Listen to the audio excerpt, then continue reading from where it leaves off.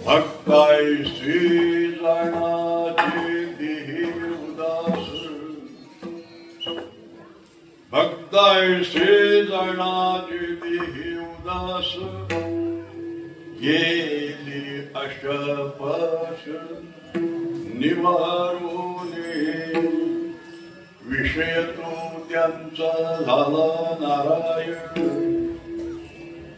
विषय तो त्यांचा झाला नारायण, नावडे जनधन माता पिता.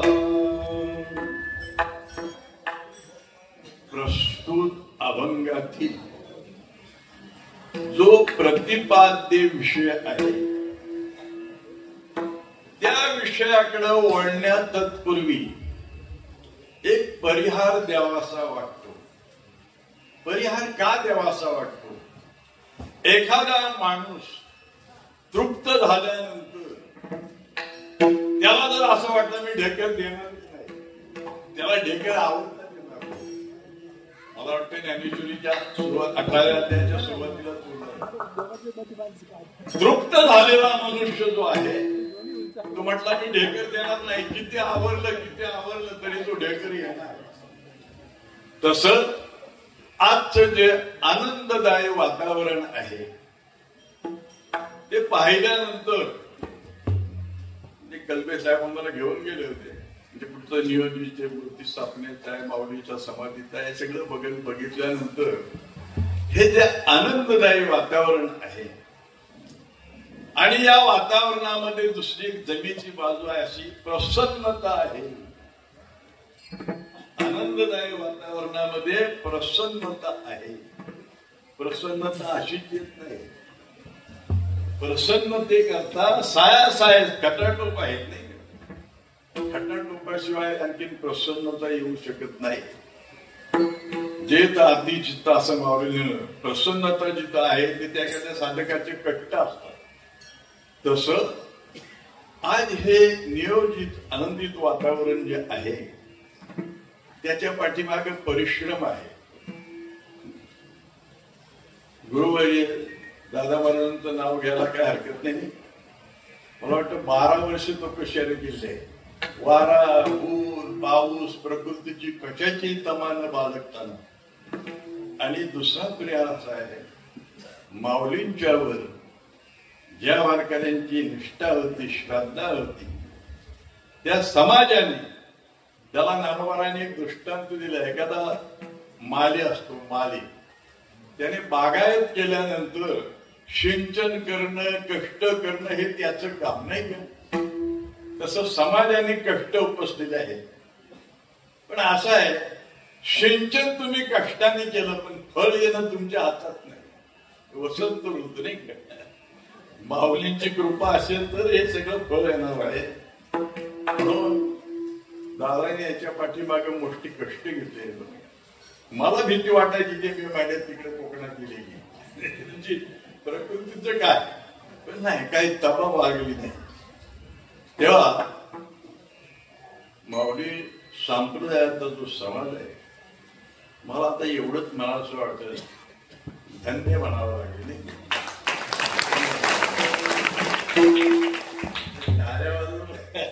एक विचित्र प्रकार झाला नाही. तेव्हा काही मला लोक सांगतात नाही का, मी एखादं असं वाक्य फेकलं ना की तुम्ही टाळ्या वाजवल्या. कीर्तनामध्ये टाळी वाजवायची असते पण कुठं नाही. तेव्हा एवढंच म्हणावं लागेल की सगळं वातावरण पाहिल्यानंतर मन आनंदित झालेलं आहे. म्हणून 1-2 शब्दामध्ये परिहार द्यावासा वाटून परिहार दिलेला आहे. असो, प्रस्तुत अभंगामधून संत श्रेष्ठ जगद्गुरु तुकोबाराय भक्तांची लक्षणं सांगतात. ज्या भक्तांची लक्षणं सांगतात ते भक्त परमात्मा पंढरीरायाचे लढीवाल लाडके भक्त होते बरं का. आणि अर्जुनाला सुद्धा परिहार दिलेला आहे. मला वाटतं 7व्या अध्यायामध्ये. भक्तामध्ये 4 प्रकार आहेत. अर्थ, अर्थार्थी, जिज्ञासू आणि ज्ञानी 4 प्रकार आहेत नाही. पण अर्जुनाला भगवंत म्हणाले अर्थत्व आरतीचे निव्याजी. तू उपासना करतो ती फक्त काय तरी मिळव. अर्थत्व आरतीचे निव्याजी जिज्ञासू जाणावया लागे म्हणजे त्यांनी फक्त जाणून घ्यायला. आणि तिसरे तिने इच्छिजे अर्थशी. चौथी याच्या ठाई काहीच करणे नाही. म्हणून भक्त एक पाही ज्ञानिया. ज्ञानिया इथं थांबले नाही. ज्ञानिया जो म्हटलेला आहे. आता जो मध्ये मजा अशी आहे जो मध्ये तो दडलेला आहे तो तुम्हाला शोधून काढावा लागेल. ज्ञानिया जो. कारण भगवान एका ठिकाणी म्हणतात ज्ञानाच्या आधाराने जो महात्मा माझ्यापर्यंत येऊन पोहोचलेला आहे पण इथे येऊन पोहोचल्यानंतर तो संपला नाही. जो ज्ञानोत्तर भक्तीला शिल्लक आहे त्या भक्ताचे लक्षात लागतंय.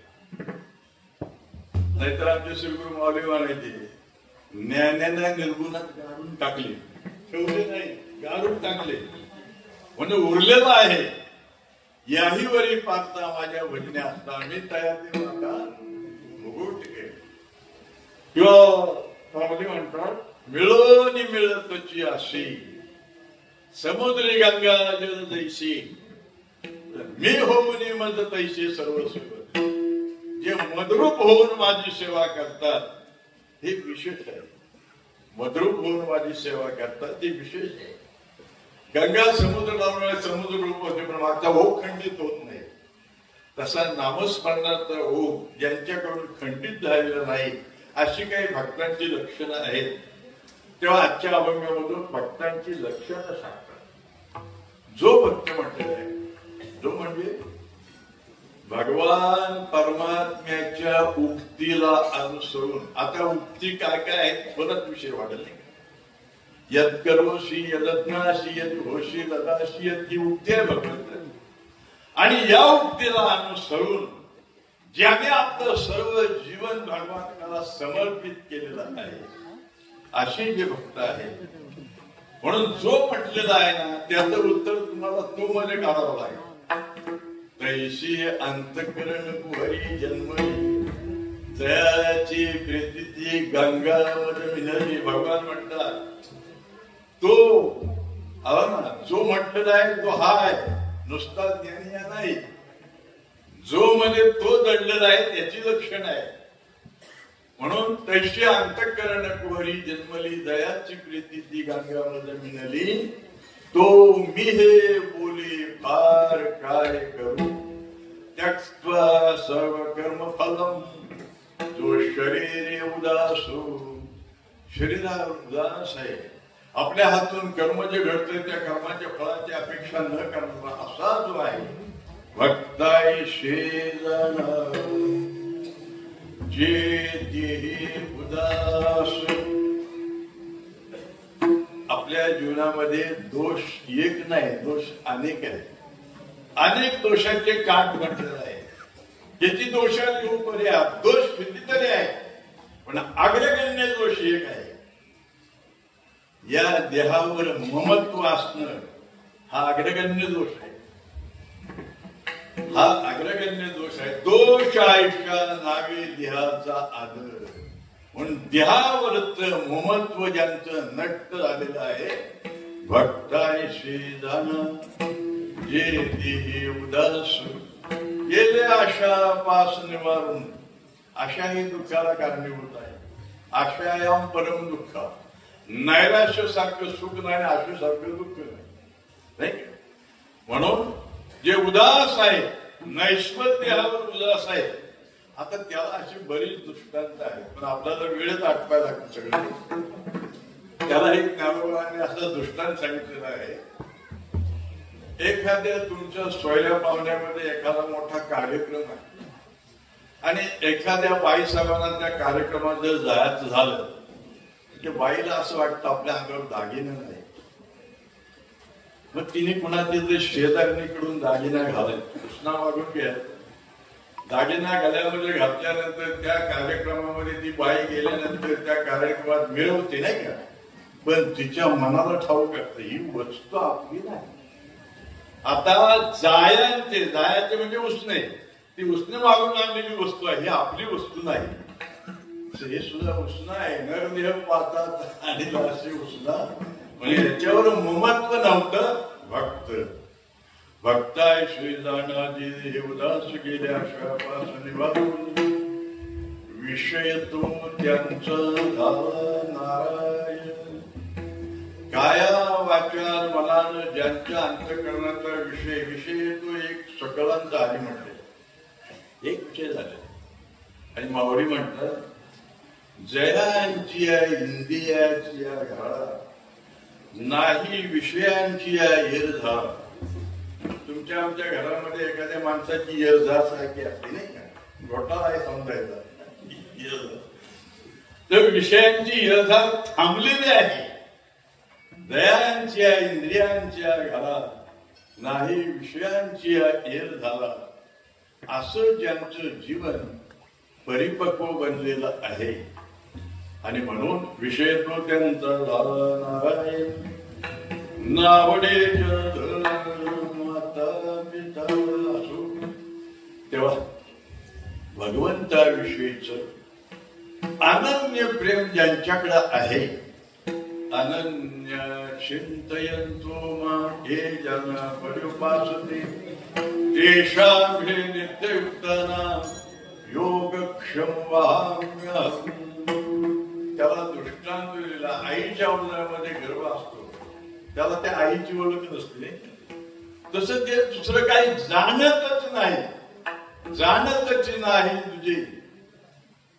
एक परमात्म्याशिवाय दुसरं काही जाणत नाही असा ज्यांचा निर्धार आहे, अशा भक्तांच्या निर्वाण कालाच्या वेळेला परमात्मा त्यांना सहाय्य करतो.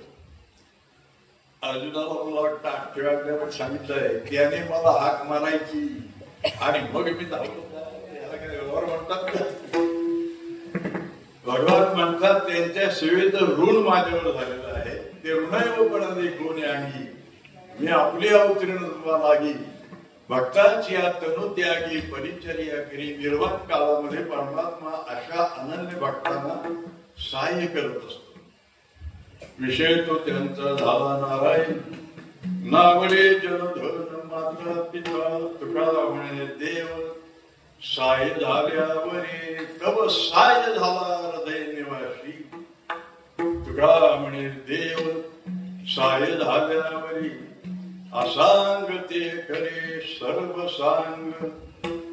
या अभंगाच्या शेवटच्या चरणावर आपणाला शंका येण्यासारखी नाही का?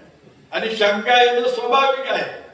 कारण कुणाचाही गाथा काढा, कुणाची मालिका काढा, तिच्यामध्ये तुका म्हणजे सत्य कर्मावेश आहे असं. म्हणजे तुम्हाला शंका काय असली तर ती चुकीची आहे. परंतु त्याच्या पाठीमागे एक आख्यायिका अशी घडून गेली आहे. आमचे श्री गुरु दादासाहेब आजरेकर हे एकदा ह्या अभंगाचं असं चिंतन करत बसलेलं असताना 3 चरणाची सुसंगती शेवटच्या चरणाला लागेल असताना त्यांच्या मनाला पटेल हे चरण पटत. त्याच रात्रीला तुकोबारायाने दृष्टांत सांगितलं. अरे आणि दृष्टांतामध्ये एक अभंग त्यांना सांगितलं. तो अभंग असा आहे. नारडे तरी काय नुजडे कोंबडे. एखाद्या माणसाने कोंबडा पाळलेला आहे आणि तो कोंबडा सकाळी वेळेमध्ये भाग देत असेल, आरवत असेल तर लोकांना मदत होते, सहाय्य होतो. तुझ्या कोंबड्याकडनं चांगलं कार्य घडतंय, त्याला अडथळा करू नये. पण तो आळील माणूस होता. म्हटलं माझा कोंबडा आरवतो म्हणून लोक जागे होते. अरे तुकोबा म्हणतात तुझा कोंबडा आरवला नाही तर सूर्य उभायचा राहील काय?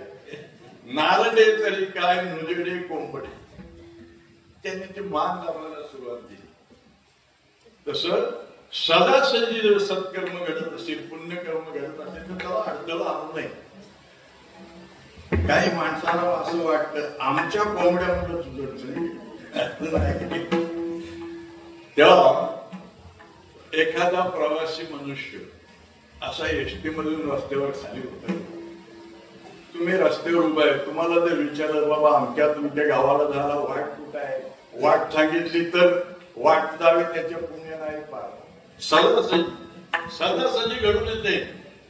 पण तो माणूस जर असा म्हणाला, अरे म्हटलं मी काय त्याच्यासाठी तो काय तुला वाट सांगितलं, पण त्याच्यापेक्षा त्या अंतर दाखवतात ना दगड, किलोमीटर ते दगड बरे म्हणून तो जर माणूस असा म्हटला मी त्याच्यासाठी उभा आहे का, तेव्हा नारदे तरी काय नुजेडी कुंबळीला अभंग पाहिला तर त्याला तंतोतंत तुका म्हणजे सत्य कर्म व्यवसाय, आणि त्या अभंगाला जे आहे ना ते तिथं जुळत नाही. तेव्हापासून एक परंपरेने तो म्हणण्याचा प्रघात होऊन गेला. त्याप्रमाणे ते म्हणण्यात येते. तुमचं चुकीचं आहे असं नाही बरं का. पाठ असते, पाठ भेद नाही, पाठात भेद असेल. आम्ही सुरू मावली म्हणायचे. तेव्हा तुका म्हणे देव साय झाल्यावरी असांगते करे सर्व सार. त्या भगवत भक्तांच्या जीवनामध्ये जर काही त्रुटी असेल तर परमात्मा ती त्रुटी भरून काढो. तुका म्हणे देव साय झाल्यावरी आणि असांगते करे सर्व सार. विषय दोषांचा झाला नारायण, नावडे जनधरण माता पिता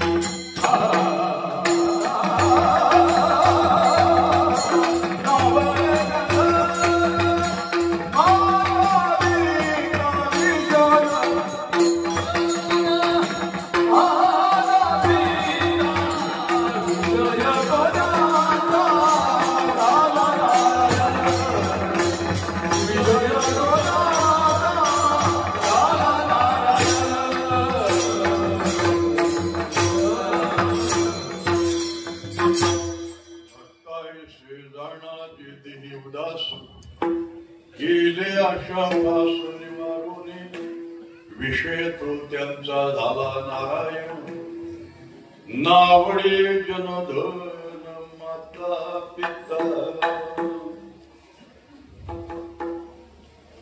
भक्त म्हणून घेणारे जगामध्ये रगड आहे कमी आहेत. आम्ही भक्त आहोत, आम्ही संत आहोत, आम्ही पुराणिक आहोत, आम्ही व्याख्याते आहोत, व्याख्यात करणारे आहोत अशी म्हणून घेणारी रगड आहे. पण ठसा उमटणं अवघड आहे. भक्त म्हणविता वाके गोड परी भजन मुद्रा अति अवघड. अवघड आहे नाही. म्हणजे जसं आपण भक्त म्हणून घेतो पण ती लक्षणं अंतःकरणामध्ये येणं अति अवघड आहे. म्हणून लक्षणं येणं किती अवघड आहे आणि लक्षणाला महत्व आहे, शिक्क्याला महत्व आहे. जसं माऊली एका ठिकाणी म्हणतात, राधाज्ञेची अक्षरे आती, राजाच्या शिक्क्याला किंमत आहे. राधाज्ञेची अक्षरे आती ते चामाळे का दया पडते. समजा राज आज्ञेचा शिक्का आहे, तो एखाद्या चामड्यावर जरी पडला तरी त्या चामड्याला किंमत येते का? तुमच्याकडे सोहळ्याचा ब्राह्मण काय विधी करण्यासाठी आला असला, मला हे चालणार नाही, हे चामडं मला चालणार नाही असं कोण म्हणाल.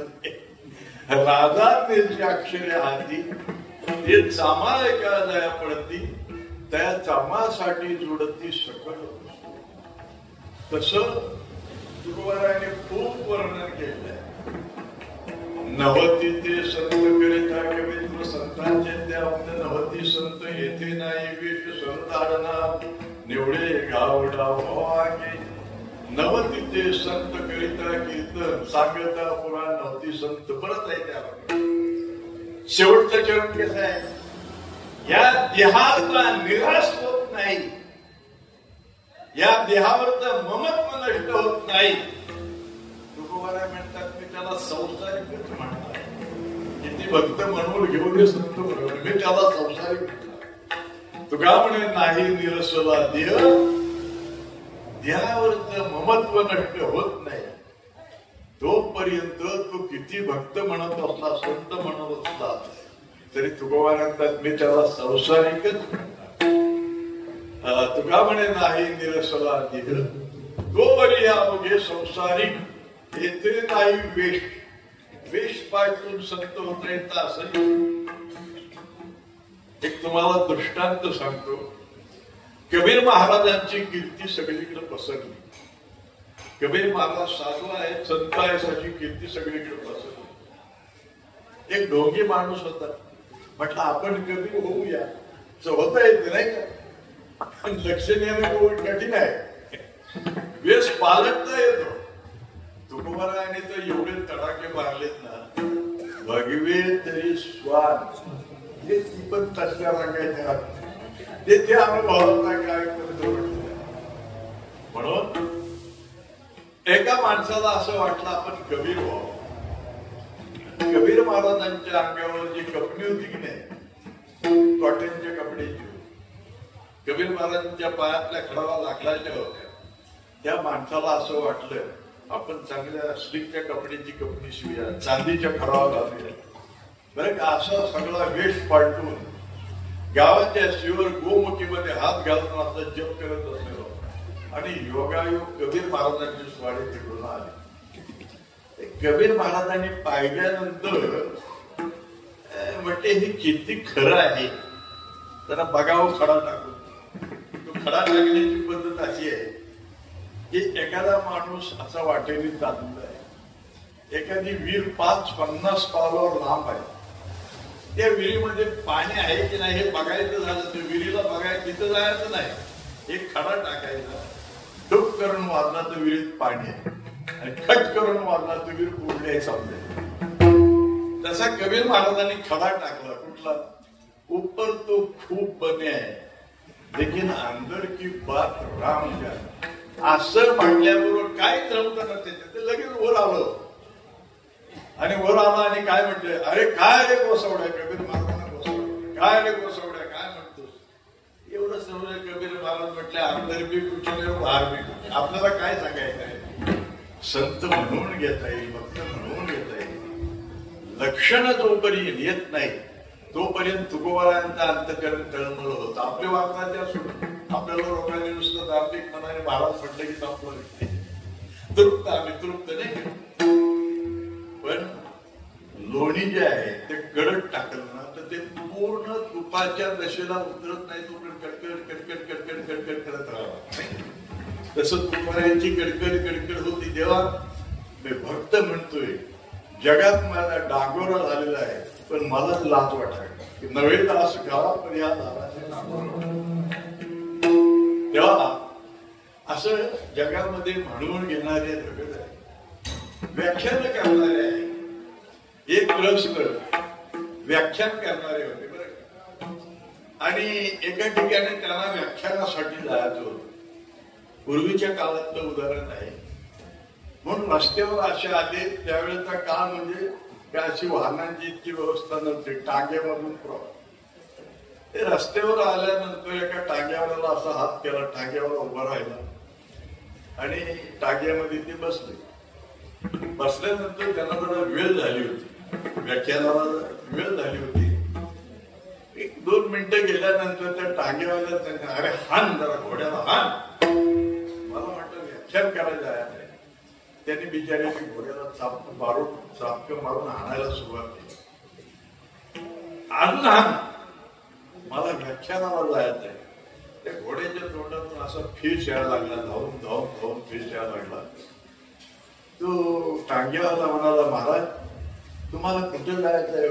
म्हटलं तुला काय कळतंय घोड्यावाला टांगेवाल्याला? मला व्याख्यान करायचंय. टांगेवाला म्हटलं कुठल्या विषयावर तुम्ही व्याख्यान करणार आहे? अरे म्हटलं मी भूत मात्रावर कशी दया करावी, प्राणी मात्रावर दया, हे व्याख्यान मी करणार आहे. टांगेवाला म्हटला खाली उतरा. इथंच माझा घोडा म्हटला मरण तुला पैसे पण देऊ नका, खाली उतरा म्हटलं. म्हणजे व्याख्यान करता येतं. तसं आपल्याला रगड म्हणून घेता येईल. पण लक्ष ठसावया बहु लागती साया. आणि ती वस्तू काय ठसा जो आहे तो काय बाजारात मिळतो का? नये राणी वनी कुठं राणा मनामध्ये धुंडून मिळत नाही. नये धन देता मोलाची राशी.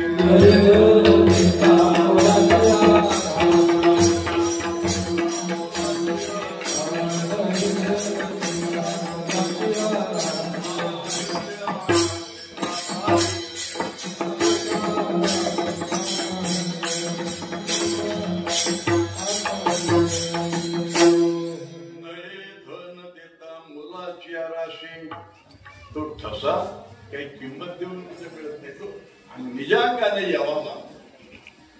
म्हणून अशी व्याख्यान करणारे आहेत. किंवा नामदेवरायांचा एक अभंग आहे. पुराण सांगशी तरी पुराणिक ऋषी.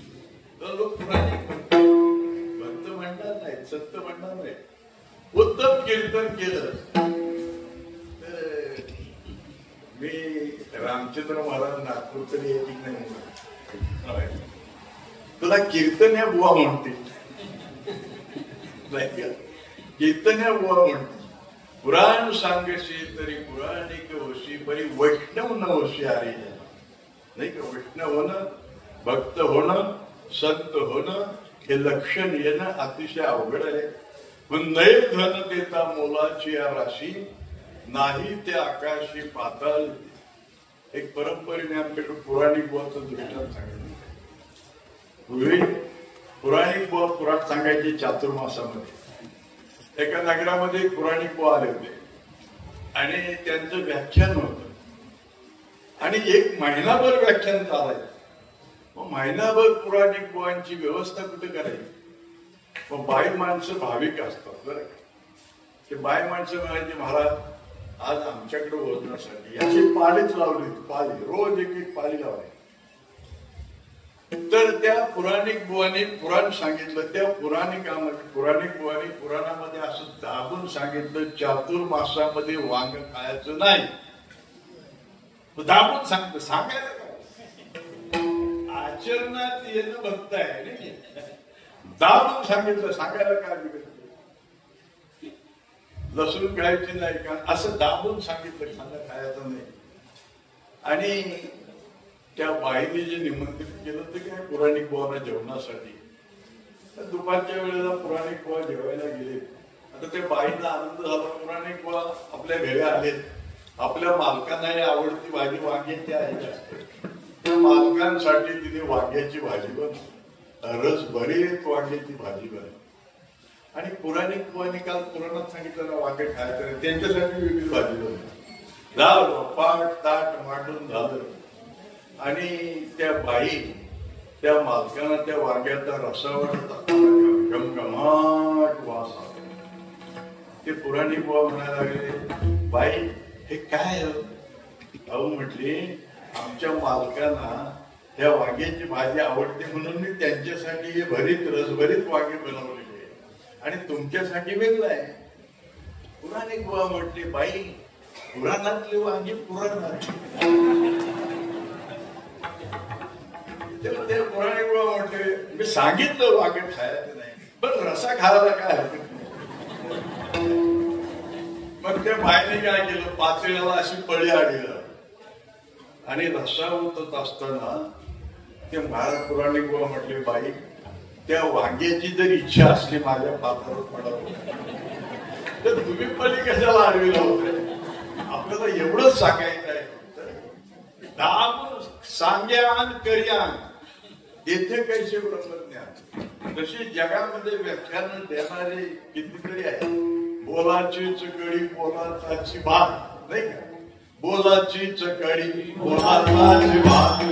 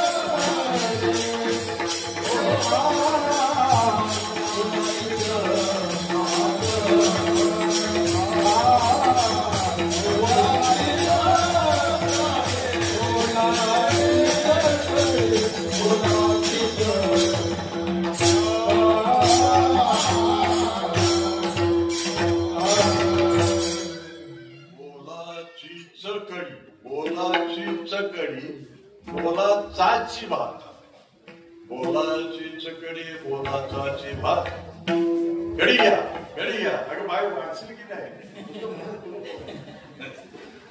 होळी घ्या होळी घ्या कोण म्हटलं वाडा एक चौक टाकले. बोलाची चकडी बोलाचाची भात आणि जेवण या कोण तृप्त झाला. तसं रगड व्याख्यान करणारे असतील, दृष्टांता तुझ्या काय सांगितलं अनेक असतील, पण भक्तांचं लक्षण ठसवणं अगदी अवघड आहे. तुम्हाला एक दृष्टांत सांगतो. एक मनुष्य दारिद्र्याला कंटाळला आणि म्हटलं आता आपल्याला जीव दिल्याच्या पलीकडे दुसरा पर्याय नाही. जीव देण्यासाठी समुद्रावर गेला बरं. समुद्रावर गेल्यानंतर समुद्राला त्याची दया आली. समुद्राने विचारलं खाली काय जीव देतोस. म्हटलं मी दारिद्र्याला कंटाळलोय. 18 विश्व दारिद्र्य. 18 विश्व दारिद्र्य म्हणजे 365 दिवसाला विसाने गुंतल्यानंतर म्हणजे एकही दिवस घरात चूल पेटत नाही. 18 विश्व दारिद्र्य म्हटलं दारिद्र्याला मी कंटाळलो. समुद्र म्हटला बघ कुठलाही दोष माणसाकडून घडला तर त्या दोषातून मुक्त होण्यासाठी काहीतरी पर्याय असतो. दोषातून मुक्त झाले, पण आत्महत्या करणं त्याला पर्याय नाही. त्याला पर्याय म्हणजे जीव देऊ नकोस. मग समुद्राने त्याला एक शंख दिला आणि म्हटलं या शंखाची तू पूजा करायची. हा शंख तुला रोज 100 रुपये देईल. पूजा करायची आणि त्याच्याकडे 100 रुपये मागायचे. 100 रुपये तुला देईल. त्याला मग तो शंख झोळीत टाकला आणि जात असताना एक बाई ओळखीची होती. तेव्हा काही लोक दृष्टांत सांगताना बहिणीच्या गावाला लागलो. बहीण तेव्हा त्या बाईच्या घरामध्ये त्याने मुक्काम केला. वास्तविक आपल्या घरी जायला पाहिजे. मुक्काम केल्यानंतर बरं मुक्काम केला तो केला. त्याला दम धरवं नव्हतं. मला हा शंख दिलेला आहे, आता घरी जाऊन त्याचा प्रयोग करायचा की नाही. त्याला दम धरवला. रात्री झोपला, मधीच उठला, त्या शंखाची पूजा केली. म्हटलं शंखोबा मला 100 रुपये द्या.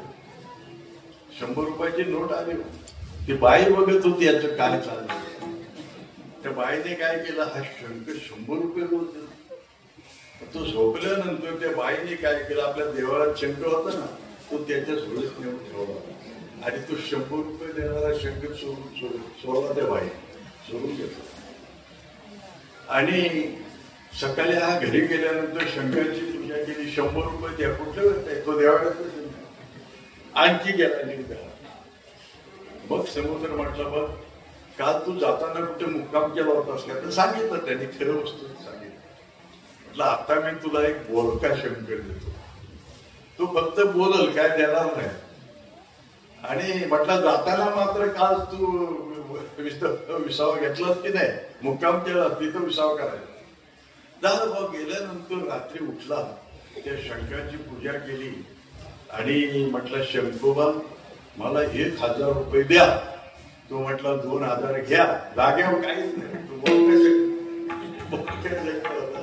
जागेवर काही. त्या बाईला असं वाटलं 100 रुपये दिलेला देणारा शंख आहे, हा 1000 मागितलं 2000 देतो. त्या बाईने आदल्या दिवशी जसं काम केलं ना तसं केलं. तो 100 रुपये देणारा शंख त्याच्या झोळीत ठेवला आणि हा शंख घेतला त्या बाईने. ती बाई दुसऱ्या दिवशी पूजा करायला लागली आणि म्हटली शंखोबा 1000 द्या. तो म्हटला घ्या. ती बाई बघते आहे बघा काय नुसतं. तसं बोलके शंख रगड आहेत. व्याख्यान करणारे बरेच दृष्टांत आहेत. त्याच्यावर बरेच दृष्टांत आहेत. काजी पुराण सांगायचे. काजी पुराण सांगायचे आणि काजींची पत्नी होती की नाही, ती कधी पुराण ऐकायला जायची. पण कधीतरी माणूस ऐकायला जातो ना कथा, त्याचं लक्ष लागलं. रोज ऐकणारा माणूस आहे ना, त्याचं नीट लक्ष नसतं. हे काजी पुराण ऐकायला गेल्यानंतर काजींची पत्नी काजीने भूत दयेवर व्याख्यान केलं. असं दाबून प्राणी मात्रावर दया कशी करावी व्याख्यान केलं. आणि रात्री बाई घरी गेल्यानंतर सकाळी 4च्या सुमारास रस्त्यावर एक भिकारी मनुष्य थंडीने काकडत होता आणि ओरडत होता. अरे म्हटलं मी थंडीने काकडतोय, कुणीतरी माझ्या अंगावर काय वस्त्र द्या. आता काजींच्या पत्नी ताजं पुरण ऐकलं होतं ना, भूत मात्रावर प्राणी मात्रावर दया करावी. ती उठली. त्या काळात वळणे असायचे. वळणे रुमाल ठेवायला, लुगडे ठेवायला वळणे. तर काजी पुराण सांगताना एक शाल अंगावर घ्यायची. ती शाल त्या वल्लीवर ठेवली. ती बाय उठली ती शाल हातायला. ती शाल घेतली त्या बाईने त्या भिकाराला मिळून टाकली. दुसऱ्या दिवशी काजी म्हणायला शाल शाल. त्या बाई म्हणायला लागल्या काल नाही का तुम्ही सांगितलं आणि मात्र तुम्ही म्हणजे भिकाराला देऊ. काजी म्हटली विडी आहेस तू. अरे कुराण सुन्ना ऐकायचं, तू विडी आहेस. माझ्या शाला बोललीस कुराण सुन्ना म्हटलं. मग काजी म्हटले तू आज आलीस की नाही तशी उद्या ये, मी तुला दाखवतो लोक काय करतात. पण दुसऱ्या दिवशी कुराण संपलं. विषय संपल्यानंतर उठले ना, उठल्याने असे कपडे झाले. तर काजी त्या बायकोला सांगायची बघ लोकांनी ऐकलं तर इथं झटकून देतात आणि काल तू इडेस मी सांगितलेलं घरात घेऊन गेलीस. तेव्हा अशी सांगणारे बोलणारे रगट आहेत. पण भक्त म्हणून गेला आणि भक्ताचा ठसा उमटणं त्या अति अवघड आहे.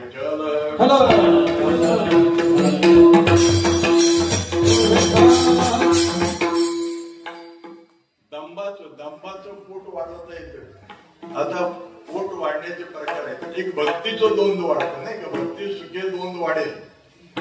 एक भक्तीचं दोन वाढत असतं, एक दांभिकपणाचं दोन वाढत असतं. हे महाराज चांगले आहेत, मोठे आहेत, दांभिकपणाचं पोट वाढतं. पण मुजलात खोट आहे. वाढविता पोट दंबाचे पसारे आणि येथील माघारे मुदला तोटी. किंवा तुकोबारांनी दृष्टांत दिलेला आहे. एका बाईला संतती नव्हती. तिला असं वाटलं आपल्याला वाद वाद वाद नंतर तिला ऐकलं. तिने काय केलं, पोटावर घड्या मारायला सुरुवात केली. एक घडी मारली, दोन घडी मारली, बोंबाट झाले. बाई विरोध नाही, बाई विरोध आहे. म्हणणाऱ्यांचं काय करतं. तसं तुमच्या ठिकाणी दांभिकपणा असेल तर तुम्हाला महाराज सगळे म्हणतील, म्हणणाऱ्यांचं काय होणार आहे. पण शेवटी मुद्दा खोट आहे. वाढविता पोट दंबाचे पसारी येतील माघारे मुदला तोटे. आणि मग असं सगळं तिला नाटकं करता आली, सगळे नाटकं करता आली. स्तनी, दूध, पोर, पोटी, डाही तरी सगळं करता आलं. पण 9 महिन्यानंतर काय, तुका म्हणे अंती वाद त्याची करी फजित भक्त झाली. तशी लक्षणं न उमटताना आपण जे काय करतो त्याच्यामध्ये केवळ फजिती आहे. अशी बरेच तुम्हाला आणखी उदाहरण सांगितलं. एक ग्रस्त बाजारामध्ये गेले आणि एक पोपटवाला पिंजऱ्यामध्ये पोपट घेऊन विकण्यासाठी बसलेला होता. त्या ग्रस्ताने विचारलं, काय रे बाया पोपटाची किंमत काय? 500 रुपये. 500 रुपये? अरे पोपटाची किंमत कुठं 500 रुपये असते का? अहो म्हटलं, महाराज हा पोपट बोलका आहे, त्याला तुम्ही काय विचाराल त्या प्रश्नाचं हा उत्तर देतो, त्याला तुम्ही विचारून बघा. त्या ग्रस्ताने विचारलं, राघोबा खरोखर तुमची किंमत 500 रुपये आहे का? तो म्हटलं, यात काय संशय. पटलं त्या माणसाला, काय संशय. झाले 8 दिवसानंतर त्याचा एक मित्र घरी आला आणि त्या मित्राला त्याने ही कहाणी सांगितली. मी हा 500 रुपयाचा पोपट आणलेला आहे. ते त्याचा मित्र म्हणाला, 500 रुपये पोपटाला? अहो म्हटलं, हा पोपट तुम्ही विचाराल त्या प्रश्नाचं उत्तर देतो. त्याचा मित्र होता, तो हुशार होता बरं का. म्हटलं, हे आपले मित्र बसलेले आहे. तो हुशार होता. त्याने विचारताना कसं विचारलं, राघोबा तुमची 500 रुपये किंमत देऊन हे आमचे मित्र पूर्ण बसलेले आहेत. तो पोपट म्हटला, त्यात काय संशय. तसं पडविले तैसे किंवा शिकविले तैसे बोलो जाणे पुसा परी नाही दशा साथ आहे. त्याच्या ठिकाणी दशा आलेली नसते. परमार्थिक अवस्थेमध्ये दशेला किंमत आहे. दशा यवन बांधली आहे, दशेला किंमत आहे. मागितली ना दशा तुकोबारायांनी, देवाकडे काय मागितलं? दशा मागितली ना. जय श्री दशा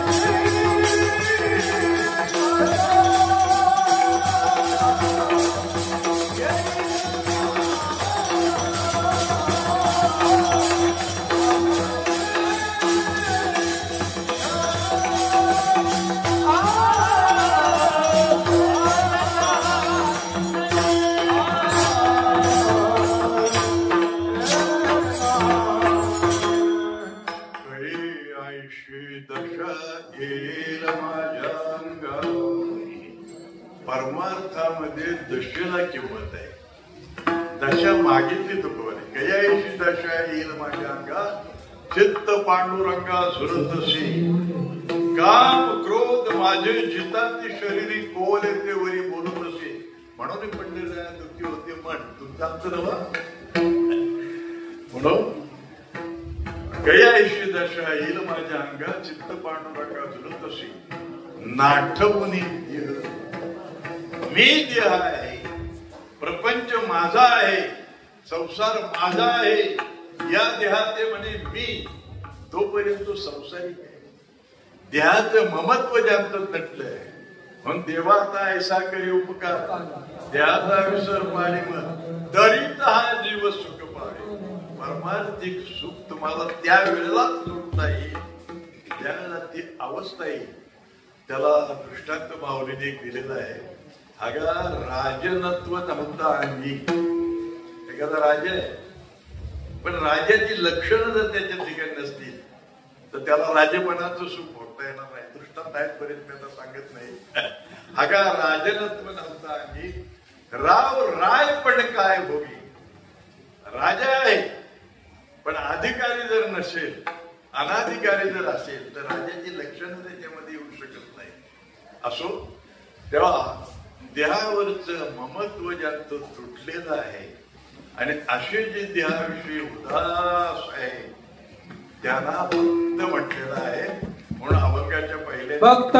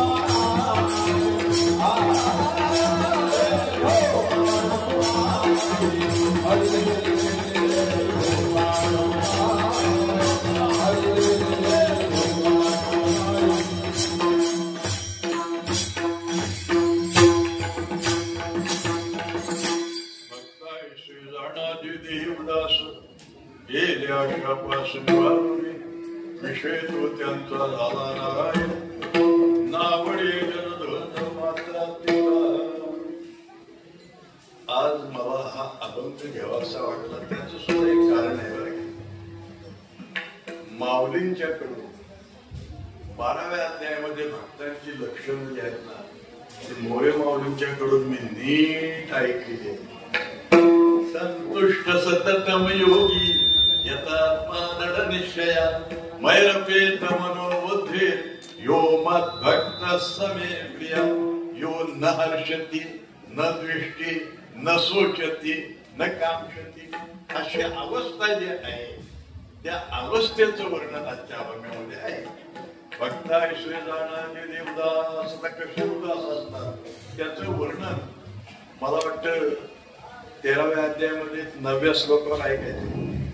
तरी जोया देहावरी उदास आयुष्यापरी कैच्या परी उदास उखिता जायचा बिडारी पैसा. एखादा प्रवासी मनुष्य एखाद्या घरामध्ये उतरला त्याला माहिती आहे घर आपलं नाही सकाळी जायचं उदास.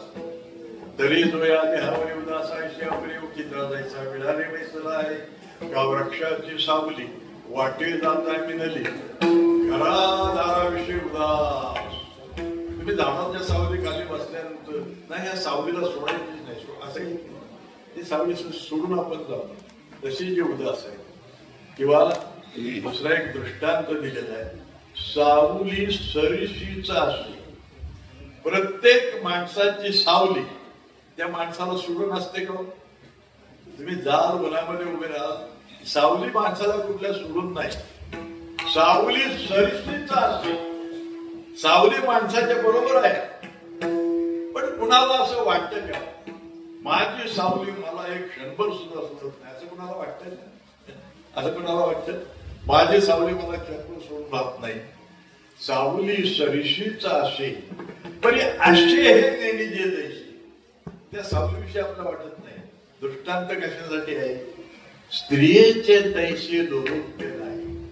घरात आल्यावर उदास स्त्रीविषयी उदास. किंवा तुम्ही रस्त्याने जात असताना तुमची सावली एखाद्या कुंभणावर पडली किंवा एखाद्या विष्टीवर पडली तर तुम्ही घरी गेल्यानंतर तिला सावलीला काठी उठले असेल नावे आणा ती काठी काढा असं काय करतो. किंवा विष्टीवरून गेली तिला चांगला साबण लावला असं काय नाही. सावली सरीशीचा असे परी असे नेहमीचे स्त्रियेचे तैसे गुरुव्य नाही भक्त जय ठोपार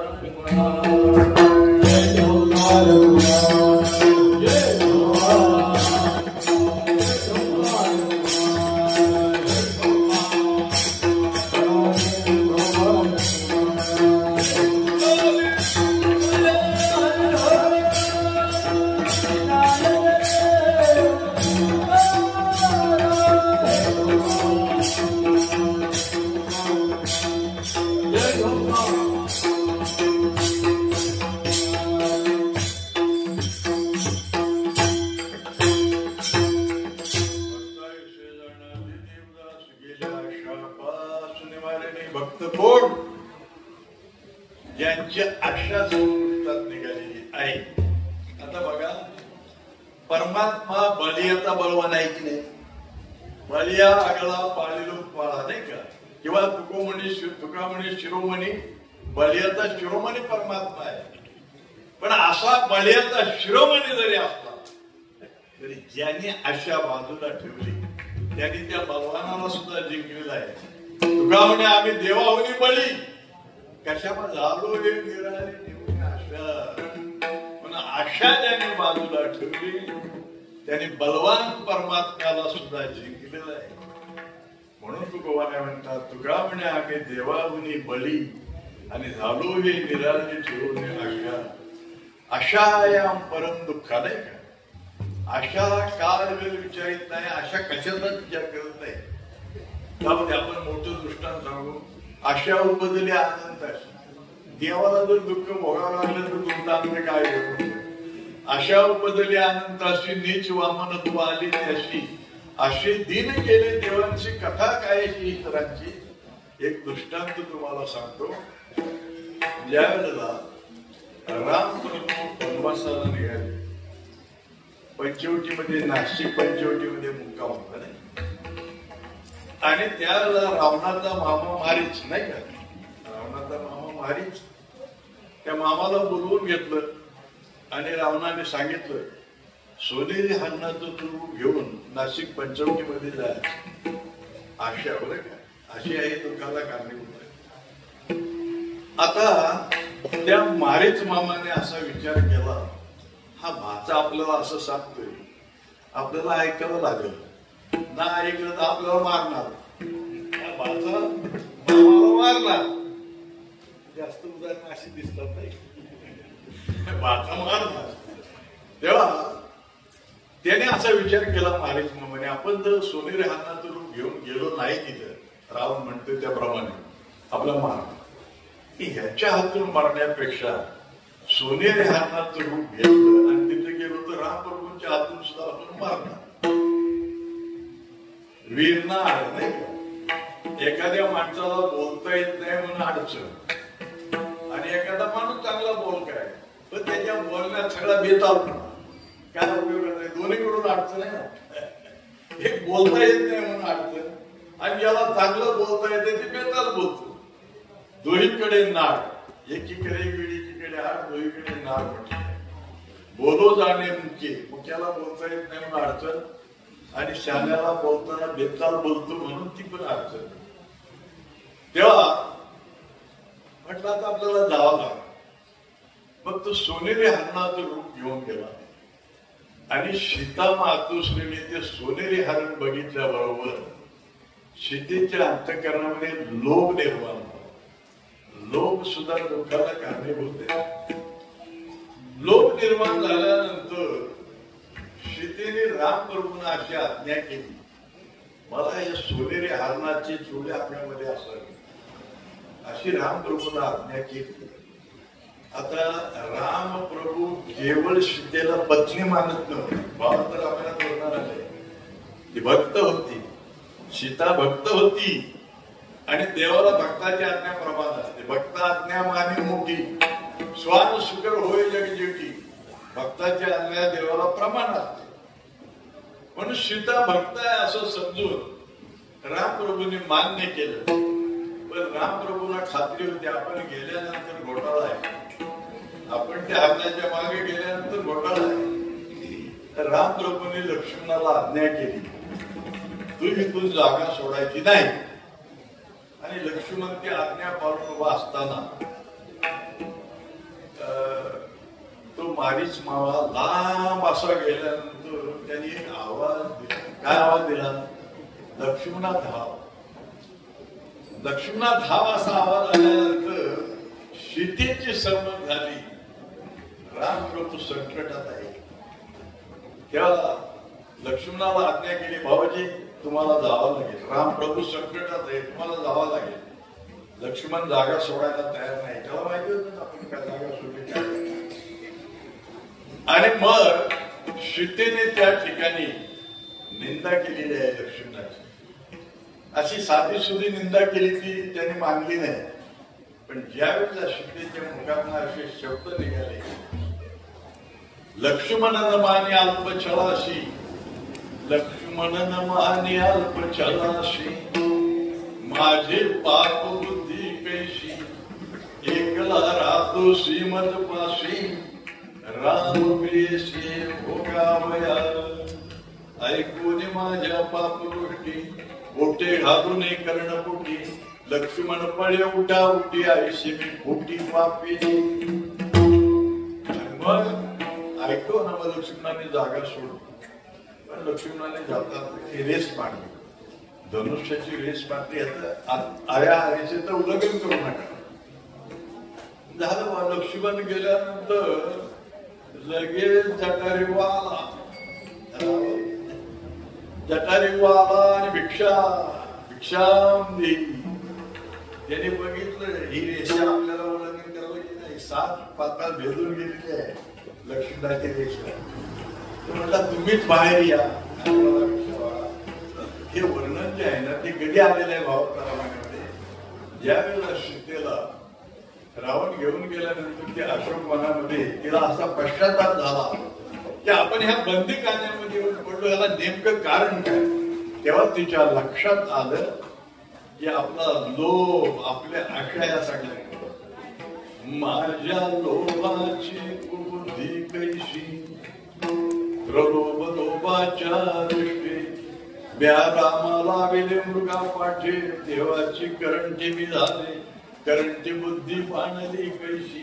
लक्ष्मण रक्षण सत्वराशी, रामे ठेविला मधुपाशी, छळून त्याशी म्या दौडिले, लक्ष्मण न माने अल्पछलाशी, माझी पाप बुद्धी कैशी, एकला राहतो श्रीमदपाशी, राम प्रियशी भोगावया. म्हणून अशा ही मोठी मोठी उदाहरणं. नाडी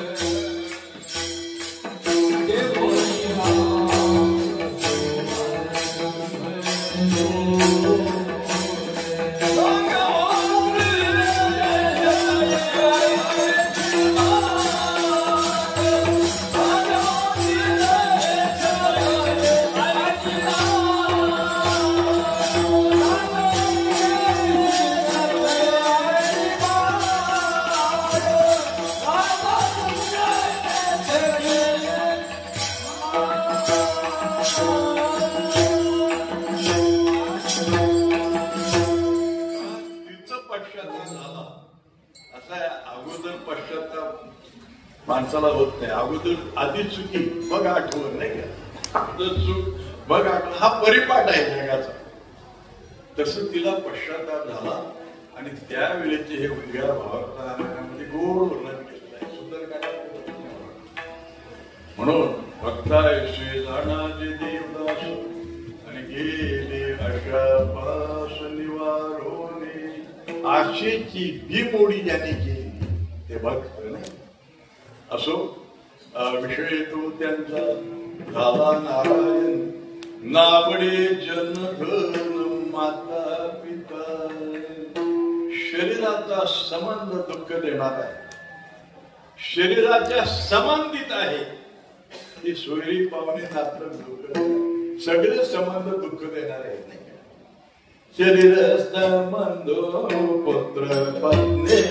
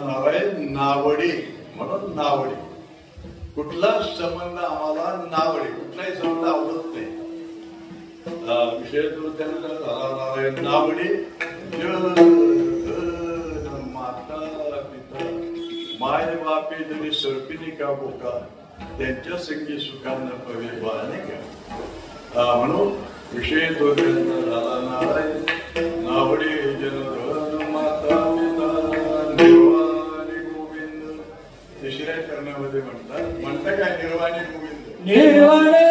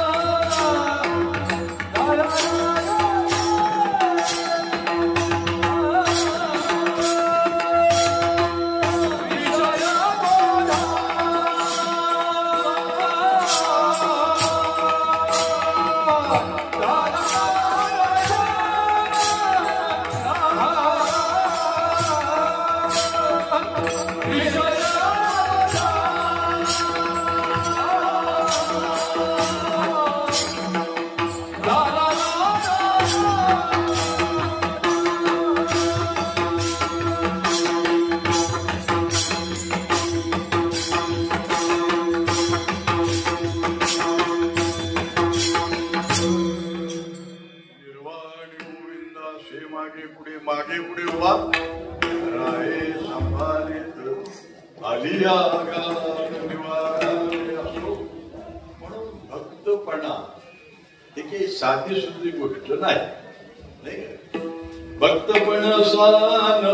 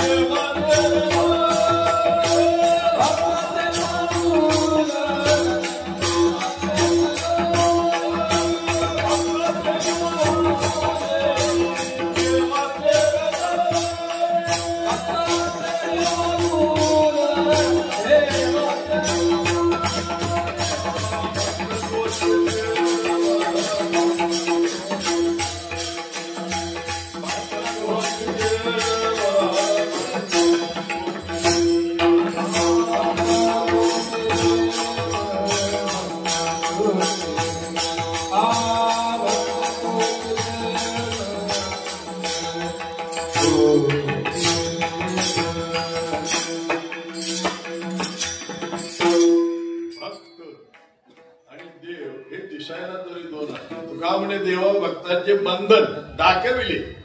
दोन दिसायला दोन आहे, दाखविले भिन्न परी एक. तुका म्हणे देवा भक्तांचे बंधन दाखविले भिन्न परी एक. देवाने भक्त तुझा नाही विचार, भक्त पण सान होय रे भाई. आणि देवाचे पाऊल देवाचे भक्ताचे पाय देवाचे हृदय. भक्त तोची देव भक्त तोची देव जाणती हा भावानुभवी. म्हणून परमात्म्याने भक्ताची लक्षणं सांगितली, ज्ञानोबरायाने भक्ताची लक्षणं सांगितली, तुकाराम भक्ताची लक्षणं सांगणारे सांगून गेले. आपलं काही काम आहे, आपलं फक्त ऐकणं काम. तुम्ही म्हणाल भक्तांची लक्षणं ऐकून आम्हाला काय मिळणार आहे, तर ज्ञानेश्वर महाराज म्हणतात तुमची हरवलेली वस्तू तुम्हाला मिळणार आहे. आपला सगळ्यांकडून एक वस्तू हरवलेली आहे. आपल्या सर्वांकडून आपलं मूळचं स्वरूप आहे ते हरवलेलं आहे. हरपले आपण पे पाहावे, ते मिळावं असं तुम्हाला वाटत असेल ना, तर अशा भक्तांचं चिंतन करा. हरपले आपण पे पाहावे ते संतात ते पाहता दिवसावे म्हणून वाणावे.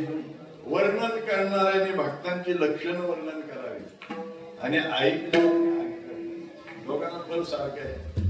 म्हणून वाणावे ऐकावी तिची श्रोता. श्रोता आणि वक्ता दोन्हीचा उद्धार आहे ना. श्रोता आणि वक्ता स्वय झाला श्रीरंग म्हटलेला आहे. म्हणून अशा भक्तांची लक्षण. एक वेळ रुक्मिणी आई साहेबांनी विचारलं, तेव्हा देव म्हणायला लागले काय तुला सांगू, भक्ताचा महिमा काय सांगू. देव म्हणती रुक्मिणी हाची एक युक्ती केला नाही हेची ज्ञान संजीवनी दान त्रैलोक्याशी. धन्य धन्य धरातळी सोया ते दृष्टीने हाती तो वाहते काळे वैकुंठ घोडाशी. महिमा जो करील याची यात्रा तो तारेल सकळ रुद्र. सकळ हे पुढे पवित्र याचे निदर्शने होते अलंकापुरी शिवपीठ.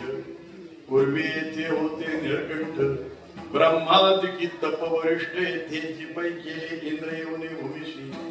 या संपादिले हरनिशी इंद्रायणी इंदोरीशी पंचकृषियापासून एक त्रिवेणी गुप्ताशी. भैरवापासून भागीरथी वशी. पूर्वटी माया दिशे प्रत्यक्ष दाना पार्वती भोवती वंदवती वृक्ष. येथे देव येऊन होती पक्ष. हे असे नित्य साक्ष असती नासते उदकी. पंढरी होणे हे सोपे जनाची हराव्या मापे. गळीकाल कोपलिया कोपे नचले अलंकापुराशे. हा भक्ताचा संत महात्म्यांचा महिमा आहे.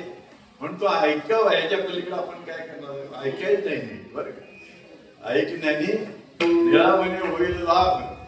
पद्मनाभा निगती खूप प्रसन्न होऊन पद्मनाभ आणि शीतल करेल सर्वार्थे. ज्ञानोबा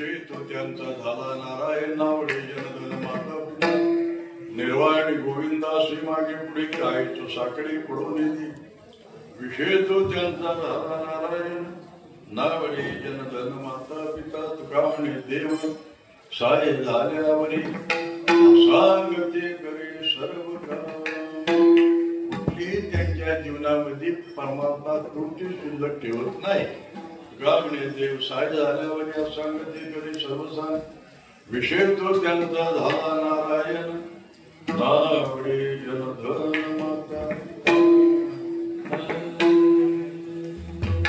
तुका म्हणे